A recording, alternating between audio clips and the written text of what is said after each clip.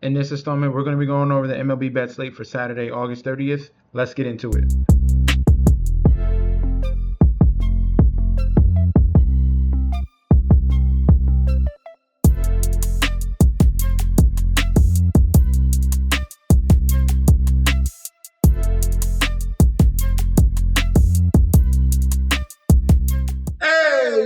Welcome back to the channel. It's your boy Chef D, and I'm here to bring you the winning ingredients for our August 30th MLB bet slate we got going on for Saturday. But before we deep dive into that, don't forget to like, comment, and subscribe to the channel. Make sure you follow me on Instagram and Twitter at MetsNetChefD. Don't forget about that TikTok at Chef_D91, and don't forget about that Patreon. All right, now, at the homepage of the YouTube channel, we're currently at 10.2 thousand subscribers. This is the road to 20K, and we're well on our way because you guys are showing up each and every single day. If you are to subscribe, continue to like and comment. That helps the YouTube algorithm so you can grow to a much broader audience. All right, now for that previous video that we had, finally we had a bad day. We went 1-4 in that one. We were just on a week-long hot streak, win after win, cooled down a little bit, took a day off, and now we're going to get back into it here and knock things out. All right, so if you were on the Patreon, then you had some very solid plays. This is why you need to sign up. I gave you guys a beautiful underdog here in college football. I had the South Florida on money line, and I had them with the points as well. I boosted it just a little bit so I could just to double it. But we took full advantage of that. We had another parlay here, almost cash with the Minnesota -17. They only won by 13. That was close. And then this one was a bad beat. This is sad. We had Nebraska. We had Dylan Raiola with 2 touchdowns. Literally, we lost by 7 passing yards. 7. So that's okay. That one, we could chalk that one up, but this was a beautiful parlay here. We were on the correct side as well. Just fell short in the alternate passing yards. That's okay. So we gave you a beautiful underdog in South Florida. If you want more of these winning plays, as you've seen here, or just want to just join the community, get yourself ready for the NFL season. Also, we have NFL futures that are out that I continue to update. You click on the link provided down below. You're going to get full access to daily bets, future bets, and access to that group chat that goes off 24/7.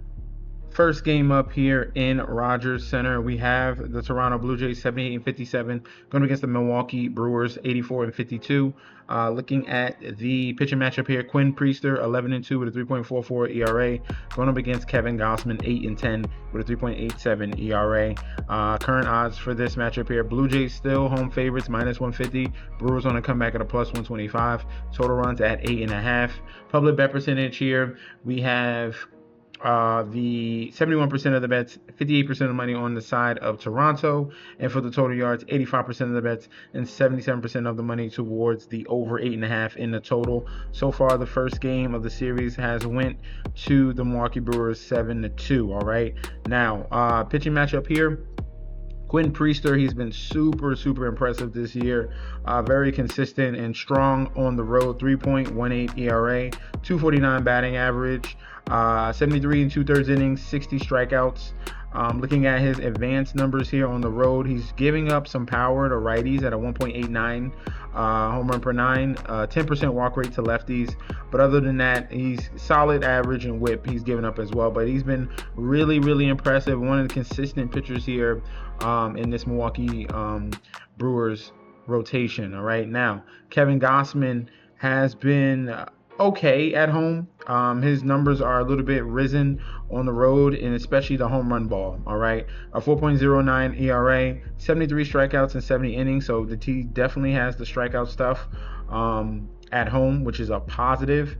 Looking at his advanced numbers at home, like I said, the home run ball is an issue. 1.69 versus righties, 1.88 versus lefties. Strikeout numbers are really good, 26 and 24. Walk rate is low. Average is low against lefties, but not against righties. All right, this is where the issue is: a 290 batting average at a 1.47 whip versus righties. So Brewers bats are in a good spot. I would almost say that Quinn Priester is technically the better pitcher in this outing.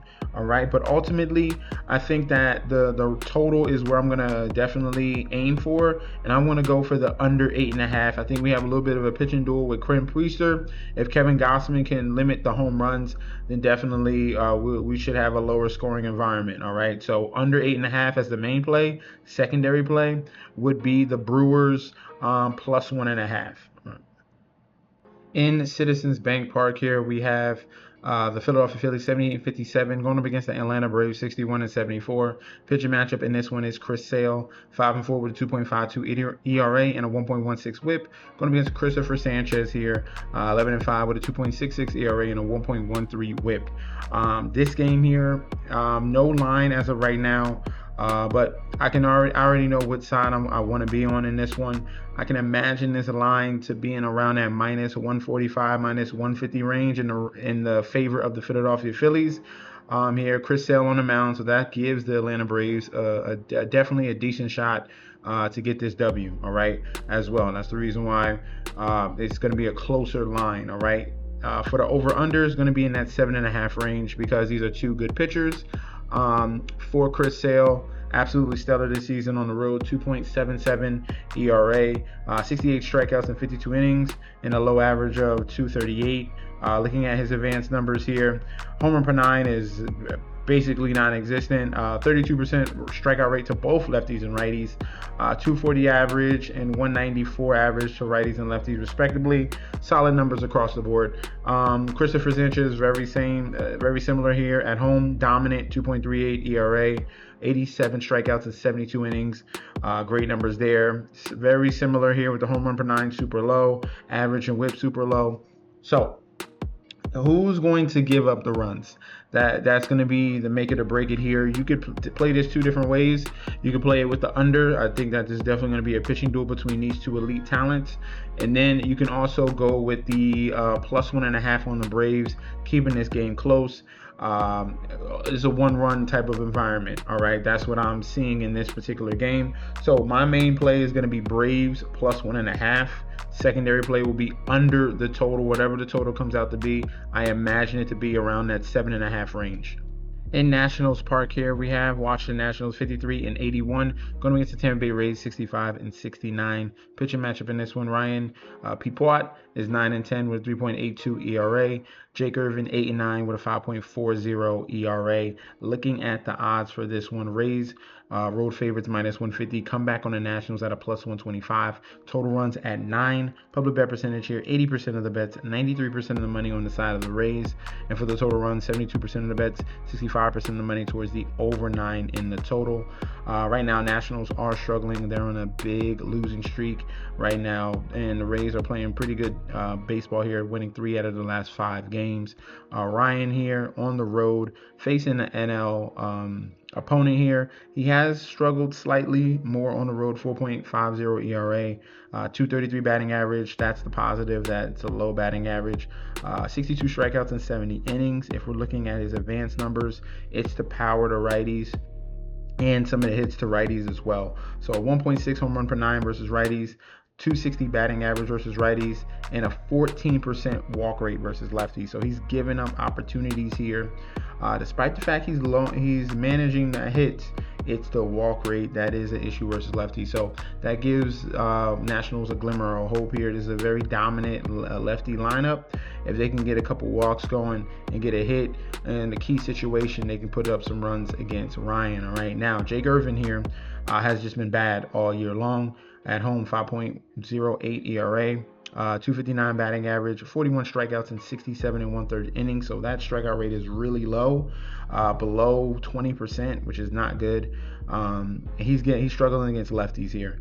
1.83 home run per 9, 10% walk rate, 320 batting average. So the lefties here in the Tampa Bay Rays are in a much better spot here.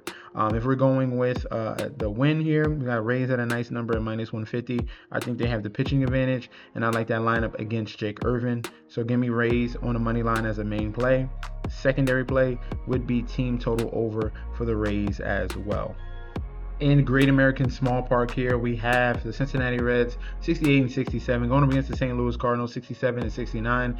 Pitching matchup here: Michael McGreevy 5 and 2 with a 4.43 ERA going up against Andrew Abbott 8 and 4 with a 2.62 ERA. Looking at the odds for this one, Reds on the money line -150 with the comeback of the Cardinals at a +125.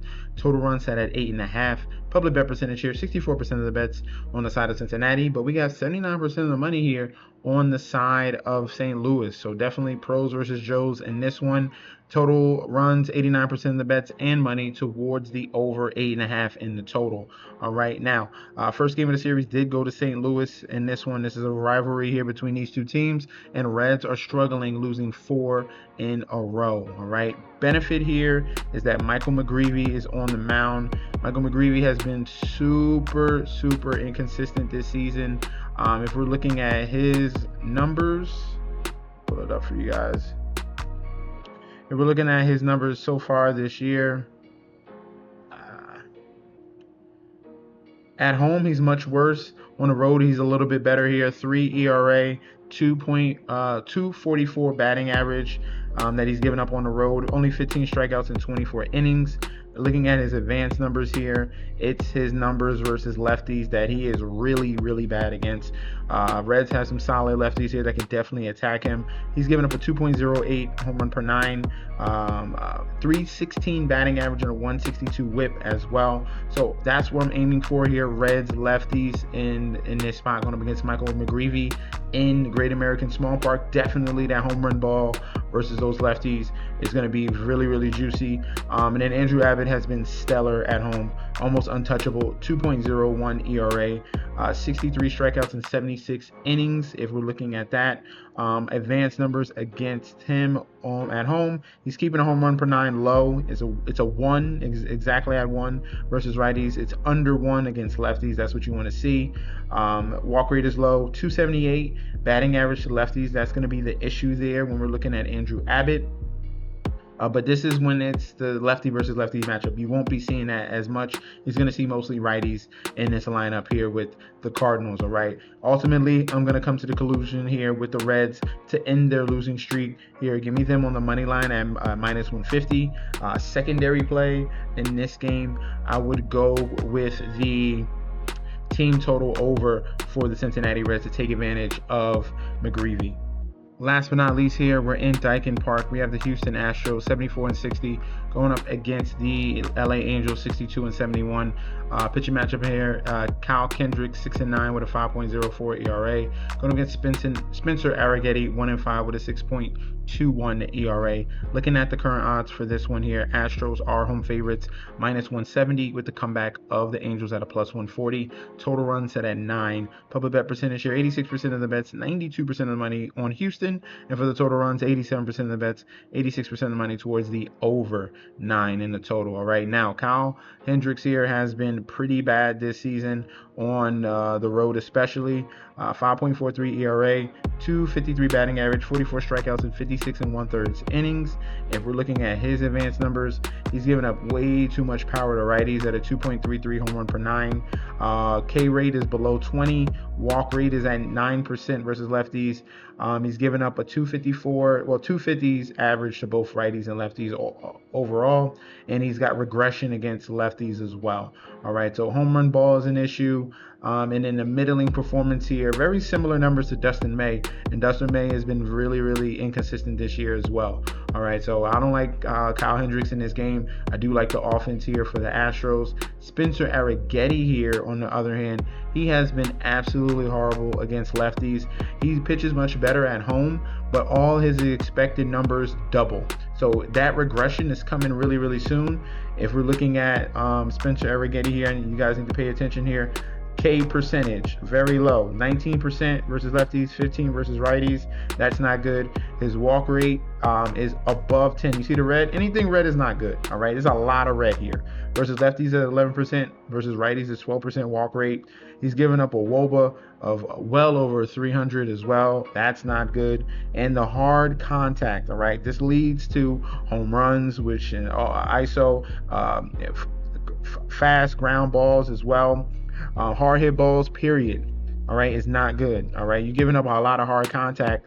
You're usually getting tattooed. All right, so 68% hard contact rate versus lefties, 50% versus righties. This is what I'm talking about here. This is a perfect environment for an over. All right, so give me the over 9 as the main play. Secondary play would be Angels plus 1.5. Love the points possibility in this game. That's going to be our foul play, over 9. Let me know in that comment section down below if you agree or disagree in this. Definitely debate about that down below. Guys, if you want to sign up for the Patreon, get locked and loaded for the futures, and get ready for the NFL season, you click on that link provided down below. You're going to get full access to daily bets, future bets, and access to that group chat that goes out 24/7. This is your boy Chef D. I'll be back very soon, and peace out.